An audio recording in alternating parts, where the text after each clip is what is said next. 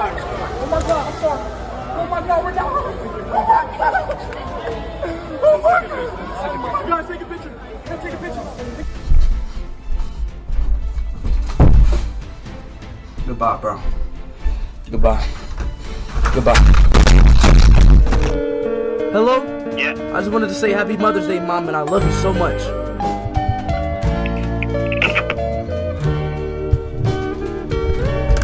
Did she just...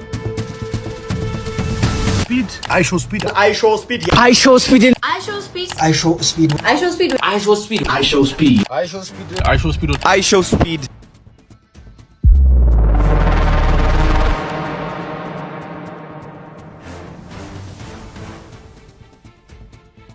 እስቲ ለአፍታ አይናችሁን ጨፍኑና ይህንን አስቡት። በአንድ ትልቅ አዳራሽ ውስጥ በሚሊዮን የሚቆጠሩ ሰዎች የእናንተን ስም እየጠሩ ይጮኻሉ። በዓለም ላይ ትላልቅ ዝነኞች ለእናንተ ክብርን ይሰጣሉ። በባንክ አካውንታችሁ ውስጥ ደግሞ ከ50 ሚሊዮን የአሜሪካን ዶላር በላይ አለ። ይህ ለማንኛውም ወጣት ህልሙ ሊሆን ይችላል። ነገር ግን የሁሉ ክብርና ዝና ባለበት ሰዓት ወደ ቤታችሁ ተመለሳችሁ ስትገቡ የገዛ እናትህ ወይም እናትሽ አንተ እብድ ነህ ከቤት ይወጣልኝ ብላ በሩን ብትዘጋብ። ዛሬ የምንመለከተው ስለ አይ ሾው ስፒድ ነው። ዛሬ የምናየው ያንን በካሜራ ፊት የሚጮኸው የሚዘለውን የሚሳደበውን ስፒድ ብቻም አይደለም። ዛሬ የምናየው በዛ ጩኸት ውስጥ ተደብቆ የነበረውን ስቃይ፣ ከቤት የተባረረበትን ያንን የጨለመ እናም እናቱ በሚሊዮን ተመልካቾች ፊት የፈጸመችበትን የስነ ልቦና ጦርነት ነው። ዛሬ ከዜሮ ተነስቶ እንዴት የዓለማችን ቁጥር 1 ስትሪመር እንደሆነናም የሀብቱ ምንጭ ምን እንደሆነ በዝርዝር እንፈትሻለን።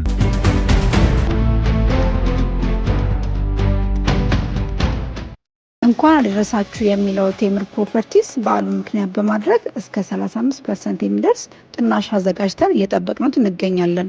አፓርትመንት ቤቶች ከሆነ የሚፈልጉት ከባለ 1 እስከ ባለ 3 መኝታ በአቧሬ፣ በሳር ቤት፣ በፒያሳ፣ በአያት እንዲሁም በጋርመንት የንግድ ሱቆችን ደግሞ በ2.5 ሚሊዮን ብር ጠቅላላ ዋጋ በገላን ያገኛሉ። ላለፉት 10 ዓመታት ያስረከብናቸው 7 ሳይቶች የስራችን ምስክሮች ናቸው። ቴምር ፕሮፐርቲስ። ለበለጠ መረጃና ሳይት ጉብኝት በ0999 66 7574 ይደውሉ።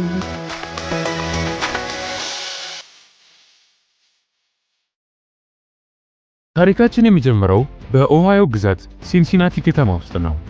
ዳረን ዋትኪንስ ጁኒየር ጥር 21 ቀን 2005 ዓ.ም እንደ ፈረንጆቹ አቆጣጠር ሲወለድ ሕይወቱ እንደ ማንኛውም ተራ ልጅ አልነበረም። ገና በለጋ ዕድሜው ወላጆቹ ተለያዩ። ይህ መለያየት በስፒድ ሕይወት ውስጥ ትልቅ ጥላ አንጥሏል። ከእናቱ ከአባቱ ከሁለት እህትና ወንድሞቹ ጋር በየተራ እየኖረ አደገም። በትምህርት ቤት ውስጥ ስፒድ ጎበዝ ተማሪ አልነበረም። ይልቁንም ክላስ ክላውን ወይንም ተማሪዎችን የሚያስቅና መምህራንን የሚያበሳጭ ተንኮለኛ ልጅ ነበረ። ነገር ግን ስፒድ አንድ ትልቅ መውጫ ነበረው። እርሱም እግር ኳስ ነው። ስፒድ በእግር ኳስ በጣም ጎበዝ ነበረ። ሜዳ ላይ ሲሮጥ የነበረው ጉልበት ዛሬ በካሜራ ፊት የምናየው ያው ጉልበት ነው።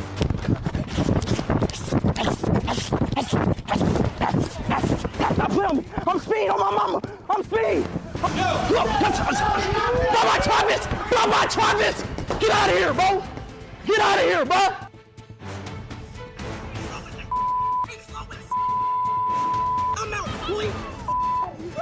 ዩቲዩብ ባይሳካልኝ ኖሮ በእርግጠኝነት እግር ኳስ ተጫዋች ሆን ነበረ ይላል። ነገር ግን በ2016 ዓ.ም ገና በ11 ዓመቱ የመጀመሪያውን የዩቲዩብ ቻናል ከፈተ። ያኔ ማንም አያውቀውም ነበረ። ለ3 ዓመታት ያህል ቪዲዮዎችን ቢለቅም እይታው ከ10 አይበልጥም ነበር። በ2018 ፎርትናይት የተባለውን ታዋቂ የቪዲዮ ጌም በመጫወት ላይቭ ማስተላለፍ ጀመረ። ግን እድገቱ በጣም አዝጋሚ በመሆኑ ተስፋ ቆርጦ ለተወሰነ ጊዜ ዩቲዩብን ትቶት ነበረ። በ2020 ዓ.ም ዓለም በኮሮና ወረርሽኝ ስትዘጋ ስፒድም ቤት ውስጥ ተዘጋ። ያኔ ነው አንድ ጓደኛው ለምን ድጋሚ አትጀምርም አለው። ስፒድ በድጋሚ ካሜራውን አነሳ። በዚህን ጊዜ ግን ስልቱን ቀየረ። ዝም ብሎ መጫወት ሳይሆን በጨዋታ ውስጥ ያለውን ቁጣ፣ ጩኸትና ባህሪውን በግልጽ ማሳየት ጀመረ።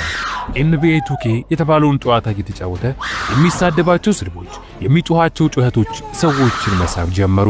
በሰኔ 2020 በሳምንት 150 አዳዲስ ተከታዮችን ማግኘት ጀመረ። ከ6 ወር በኋላ ይህ ቁጥር በሳምንት ወደ 1000 አደገ።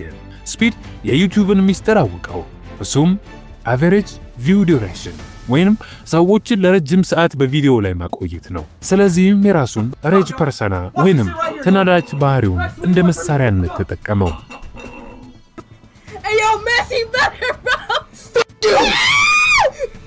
ስፒድ እያደገ ሲሄድ በቤት ውስጥ ያለው ሁኔታ እጅግ እየተበላሸ መጣ። እናቱ የልጁን ስራ እንደ ስራ ሳይሆን እንደ ጩኸትና ስድብ ትቆጥሮ ነበረ።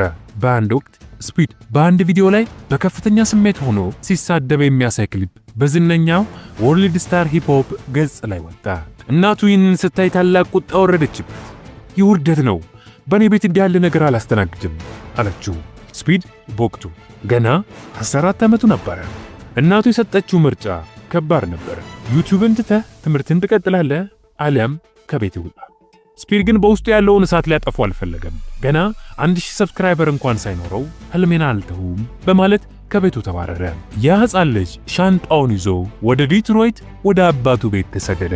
አባቱ ግን እንደ እናቱ አልነበሩም። የፈለግከውን አድርግ፣ ጩህም ዝለልም፣ እኔ ጣልቃ አልገባም አሉት። ያ ነፃነት ለስፒድ ትልቅ ግባት ሆነለት። ነገር ግን በትምህርት ቤት ውጤቱ ምክንያት እናቱ አባቱን በማስገደድ ስፒድን ወደ ቤቷ መልሳ አመጣችው። ይህ ግን የፍቅር ሳይሆን የእስር መጀመሪያ ነበረ። ወደ እናቱ ቤት ሲመለስ ስፒድ የታሰረ እስረኛ መሰለ። እናቱ ከሌሊቱ 5 ሰዓት በኋላ ጩኸት የለም፣ ኢንተርኔት የለም በማለት ማዕቀብ ጣለችበት። ስፒድ ግን ቪዲዮ የሚሰራው በዛ ሰዓት ነበረ። ቪዲዮ እየሰራ እያለ በድንገት እናቱ ልክ እንደ ጠላት ክፍሉን በኃይል ከፍታ ትገባለች። በሚሊዮን የሚቆጠሩ ሰዎች በቀጥታ ስርጭት እያዩት እናቱ ትሰርበዋለች፣ ኢንተርኔቱን ትቆርጥበታለች። ስፒድ በሚሊዮን ተመልካቾች ፊት ዝም በል ውጣ እየተባለ ይዋረድ ነበረ።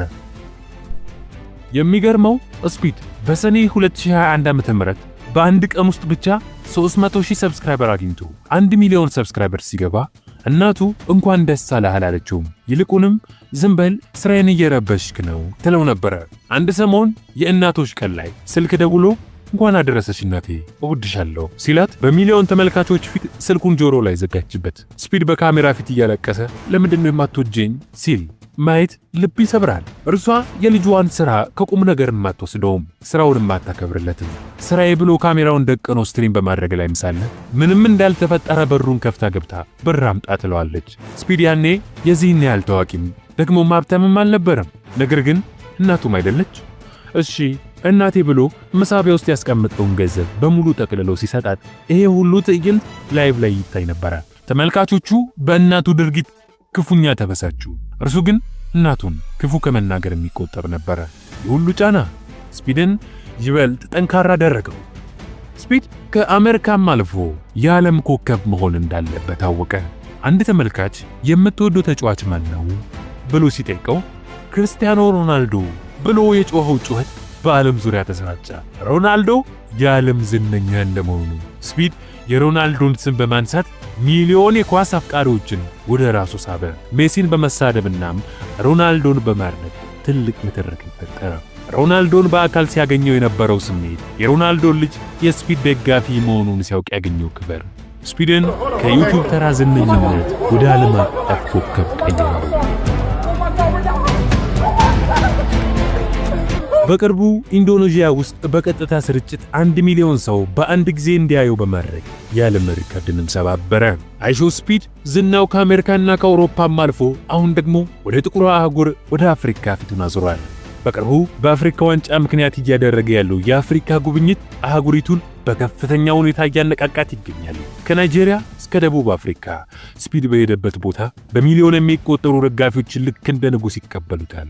የጉብኝቱ ለስፒድ ዝም ብሎ መዝናኛም ሳይሆን የአፍሪካን ባህል፣ ቱሪዝምና የእግር ኳስ ፍቅሩን ለዓለም አቀፍ ማህበረሰብ የሚያስተዋውቅበት ታላቅ ዕድል ሆኗል።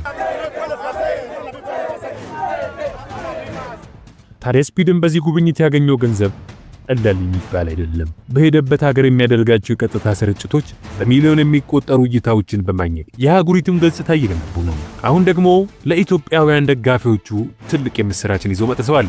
ስፒድ ወደ ኢትዮጵያ እንደሚመጣ በይፋ አስታውቋል። የጉብኝቱ በኢትዮጵያ ያሉትን በሚሊዮን የሚቆጠሩ ወጣት ደጋፊዎቹን እጅግ ያስፈነጠዘ ሲሆን የሀገራችንን የቱሪዝም መስህቦችና እንግዳ ተቀባይነትን ለዓለም ለማሳየት ትልቅ መድረክ እንደሚሆንም ይጠበቃል። ስፒድ በአዲስ አበባ ጎዳናዎች ላይ ሲጮህናም ከደጋፊዎቹ ጋር ሲደሰት ማየት ለኢትዮጵያ ማህበራዊ ሚዲያ ትልቅ ክስተት እንደሚሆን ምንም ጥርጥር የለውም።